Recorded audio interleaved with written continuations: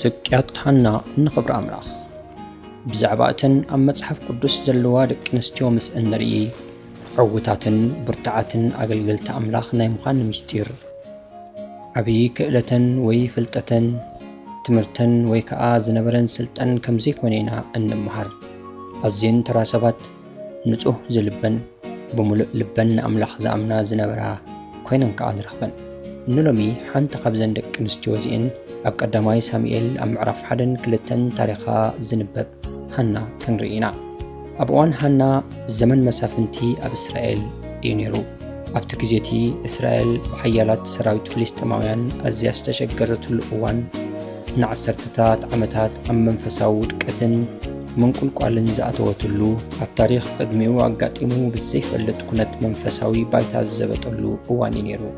እዚ ድማ ውፅኢት ናይቲ ንዳርጋ 100 ዓመት በብቑሩብ ካብ ናይ ኣምላኽ ፍቕርን ኣምልኾን ምርሓቕ እዩ። ኣብ ቀዳማይ ሳሙኤል ምዕራፍ 3:1 በቲ ግዜ እቲ ከዓ ቃል እግዚኣብሔር ውሒሉ ነበረ፣ ራእይ እውን ብዙሕ ኣይነበረን ኢሉ ይነግረና። እግዚኣብሔር ብቐጻሊ ይግልጸሎም ኣይነበረን። እቶም ህዝቢ ኣምላኽ ብልሽዋት ወይ ከዓ ጥፉኣት እዮም ነይሮም። ኩሉ ዓይነት ኣምልኾ ጣዖት፣ ርኽሰት፣ ባዕዳዊ ተግባራትን እየዘውትሩ ነይሮም። ብተግባር ክርአ ከለውን ኣብ መንጎ ህዝቢ ኣምላኽን ኣብ መንጎ እቶም ዓለማውያንን ዝነበረ ፍልሊ ኣዝዩ ሒደት እዩ ነይሩ። ሎሚ እንሪኦ ዘለና ከምኡ ዶ ኣይኮነን? ነቲ ኩነታት ዘጋደዱ ካልእ ከዓ ኣብ እዋን ሓና ነታ ሃገር ዝመርሑ ሓቀኛ መንፈሳውያን ወይ ከዓ ናይ ኣምላኽ ሰባት ዘይምንባሮም እዩ። እቲ እዋን ካብቶም ህዝቢ ኣምላኽ ደድሕሪ ኣምላኽ ንኽስዕቡ ዝመርሕዎም ዓበይቲ ናይ ኣምላኽ ሰባትን መራሕትን ዝኾኑ ዘመን ሙሴን ኢያሱን ኣዝዩ ዝረሓቕ እዋን እዩ ነይሩ። ኤሊ እቲ ካህን ኣሪጉ ነበረ። እቶም ካህናት ከዓ ብልሽዋት እዮም ነይሮም። ብፍላይ እኳ ደኣ ደቂ ኤሊ ሖፍነስን ፊንሓስን ኣዝዮም ስሱዓትን ርኩሳትን ነይሮም። ንሳቶም ኣብቲ ኣገልግሎት ክህንነት እኳ እንተነበሩ ንኣምላኽ ኣይፈልጥዎን ነበሩ። ንሳቶም ነቲ መስዋእቲ እግዚኣብሔር ይነቅዎ ነበሩ እሞ ሓጢኣት ናይቶም ክልተ መንእሰያት ኣብ ቅድሚ እግዚኣብሔር ኣዝዩ ዓብዪ ነበረ። ምዕራፍ 2:17 ንሳቶም እቲ ስብሒ መስዋእቲ ቅድሚ ምሕራሩ ነቲ ብሩንዶ ስጋ ብምሉኡ ይደልይዎ ነበሩ። ኣብ ቀዳማይ ሳሙኤል ምዕራፍ 2:22 ከምዚ ዝብል ቃል እነንብብ። ኤሊ ከዓ ኣዝዩ ኣረገ። እቶም ደቁ ኣብ ዘለዉ እስራኤል ዝገብርዎ ኩሉን ነተን ኣብ ደገ ድንኳን ምርኻብ ዘገልግላ ኣንስቲ ድማ ከም ዝድቅስዎን ሰምዐ። ኤሊ ከዓ ንደቁ ሰብ ንሰብ እንተበደሎ ኣምላኽ ይፈርዶ፣ ሰብ ንእግዚኣብሔር እንተበደሎ ግና መን የማልዶ በሎም። እቶም ደቁ ግና ዘረባ ኣቦኦም ኣይሰምዑን።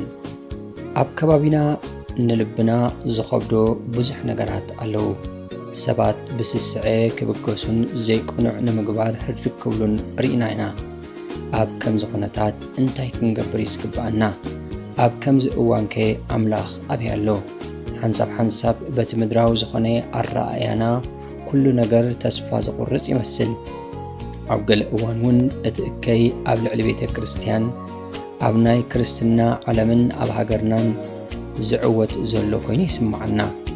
ኣብ ከምዚ ዘመን መሳፍንቲ እግዚኣብሔር ንእስራኤል ፀዊዕን ፈልዩን ንኻልኦት ሃገራትን ኣሕዛብን ክብሪ እግዚኣብሔር እተንጸባርቕ ብርሃን ክትከውን ይደሊ ነይሩ።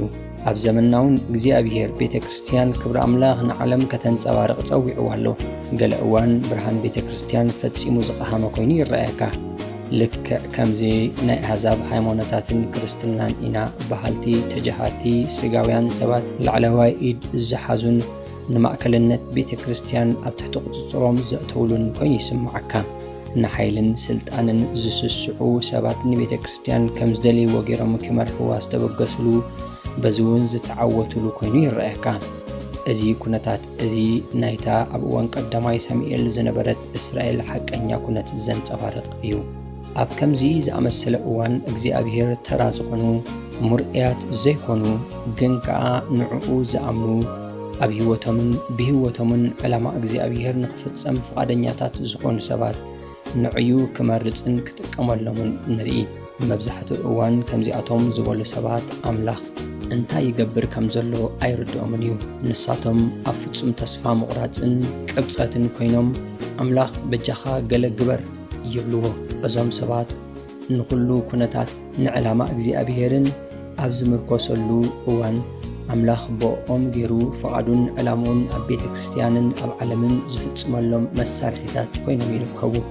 እግዚኣብሔር ካብቲ ንሕና ክንሪኦ እንኽእል ንላዕሊ ዝዓበዩ ዝርኢ ንሱ ዕላማ ኣለዎ፣ ንዕኡን ክፍጽሞ እዩ። ብሓቂ ኸዓ ንሱ ዕላምኡ ኣብ ምትግባር እዩ ዘሎ። ንሱ ነዛ ጥፍእትን ኣብ ውድቀት ዘላን ዓለም ይብጀዋን ብምንጋፍ ሓድሽ ይገብራን ኩሉ ነገር ንኽብሩ ከም ዝኸውን ይገብርን ኣሎ። ሕጂ እውን እግዚኣብሔር ኣብ ዝፋኑ እዩ ዘሎ። እግዚኣብሔር ንሃና ክጥቀመላ መሪጹ። እግዚኣብሔር ብዙሕ እዋን ነቶም ዓያሹን ድኻታትን ንዑቓትን ዋጋ የብሎምን ዝበልናዮምን ነገራት ድኹም እምነት ዘለዎም ሰባት ናይ ሃይማኖት ትምህርቲ ንዘይብሎም ሰባት ይጥቀመሎም። ኣብ ቀዳማይ ሳሙኤል እግዚኣብሔር ንሃና ክሓርያ ከሎ ንርኢ። ሃና ዝብል ቃል ትርጉሙ ጸጋ ማለት እዩ። እዛ ሰብ ኣብ መላእ እታ ሃገር ናይ ጸጋ ኣምላኽ መሳርሒት ኮይና ክትጅምር ከላ ግና ዓባይ ናይ እምነት ሰብ ኮይና ኣይጀመረትን። ናብኡ ንኽትበጽሕ ብዙሕ ጽንኩርን ነዊሕን ኩነታት ክትሓልፍ ነይርዋ። በዚ ምኽንያት ከዓ መብዛሕትና ህይወትና ምስ ናይ ሃና ከነመሳስሎ ንኽእል። ኣብ ቀዳማይ ሳሙኤል ምዕራፍ 1:1-2 ኣብ ራማታይም ጸፊም ካብ ከረን ኤፍሬም ኤልቃና ስሙ ኤፍራታዊ ሰብኣይ ነበረ። ንሱ ክልተ ኣንስቲ ነበርኦ። ስምታ ሓንቲ ሃና፣ ስምታ ካልአይቲ ከዓ ጰኒና ነበረ። ጰኒና ድማ ውልድ ነበርዋ፣ ሃና ግና ውልድ ኣይነበራን ይብለና። እታ ስድራ ኣብ ራማ ትነብር ነበረት። ራማ ካብቲ ማሕደር እግዚኣብሔር ዝነበሮ ሽሎ ኣስታት 25 ኪሎ ሜትር ርሒቓ እትርከብ ቦታ እያ። ሰብኣይ ሃና ሌዊዩ ነይሩ። ኣብቲ ሒደት ሰባት ሒደት ካህናት ጥራይ እሙናት ዝነበሩሉ ዘመን ንሱ ውፉይን እግዚኣብሔር እሙንን ነበረ። ዓመት መፀ ኤልቃና ከምቲ ሕጊ ኣምላኽ ዝእዝዞ ክሰግድን ንእግዚኣብሔር ጎይታ ሰራዊት ክስውእን ካብ ከተምኡ ናብ ሽሎ ይድይብ ነበረ። ንስድርኡ እውን ምስኡ ይወስዶም ነበረ። እታ ስድራ ኣብ መንጎ እቲ ብልሹን ክፉኡን ወለዶ እትነብር ንኣምላኽ እትሰግድን እተገልግልን ስድራ እያ ነይራ። እታ ስድራ ዋላ እኳ ብዙሕ ጽቡቕ ጎንታት እንተነበራ ገለ ጸጋማሲ ነይርዋ እዩ። ቅድሚ ኩሉ ኤልቃና ክልተ ኣንስቲ እየን ነይረንኦ። ካልአይቲ ሰበይቲ መመርዓዊኡ ምናልባት ካብታ ቀዳመይቲ ሰበይቲ ሃና ስለ ዘይወለደ ይኸውን። ኣብቲ እዋን ሰብኣይ ሰበይቱ ዘይትወልድ እንተኾይና ምእንቲ ክትወልደሉ ካልአይቲ ሰበይቲ ምምርዓው ልሙድ ነይሩ። እዚ ግና ኣብ ኣምላኽ ፍቑድ ኣይነበረን። ኣምላኽ ዘይፈቐዶ ነገር ክንገብር እንከለና መወዳእተና ከምዛ ናይ ኤልቃና ስድራ ባእሲ፣ ውጥረት፣ ምትልላኽ፣ ቅንዕን ጽልእን እዩ ዝኸውን። ሃና ቀዳመይቲ ሰበይቲ ብኤልቃና ፍትውቲ እያ ነይራ። ብመጻርርታ ጴኒና ግና ዝተናዕቀት ነበረት። ኣብዚ ናይ ሃና መኻን ምዃን እቲ ዘይተፈጸመ ባህኪ ልባን ንርኢ።